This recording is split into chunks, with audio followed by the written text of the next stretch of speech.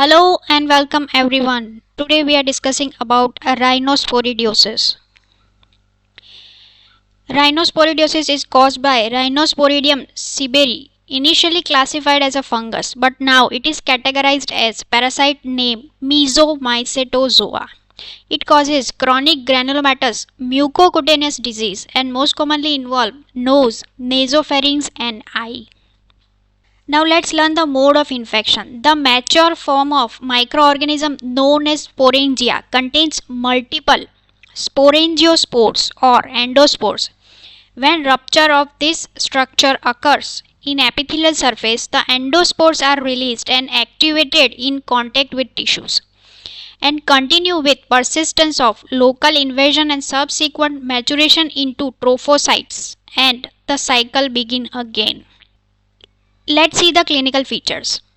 It represents as a painless, friable, polypoidal, pedunculated mass with yellow pinhead spots, usually around nose, nasopharynx and eye. Clinical features may be local or disseminated.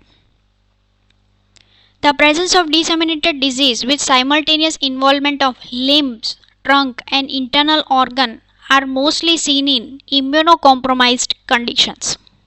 Let's see the diagnosis. The imaging modality of choice is CT scan.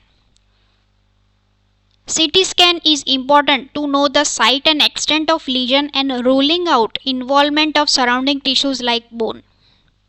The gold standard for diagnosis is histopathological examination of lesion. Microscopic findings are sporangia of various sizes ranging from 100 micron to 400 micron in diameter, containing individual spores.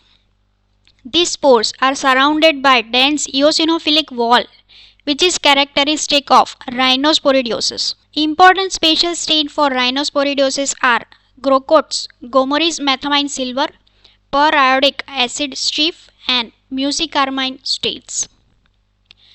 The histological differential diagnosis include coccidioidomycosis, but smaller size of spherical coccidioidal sporangia allows for an easy distinction from rhinosporidial spores. The key for diagnosis of this lesion is first is clinically it represents as a nasal or ocular, friable, polypoidal, pedunculated painless mass. And microscopically you can see multiple spores surrounded by dense eosinophilic wall, also known as sporangia in the tissue.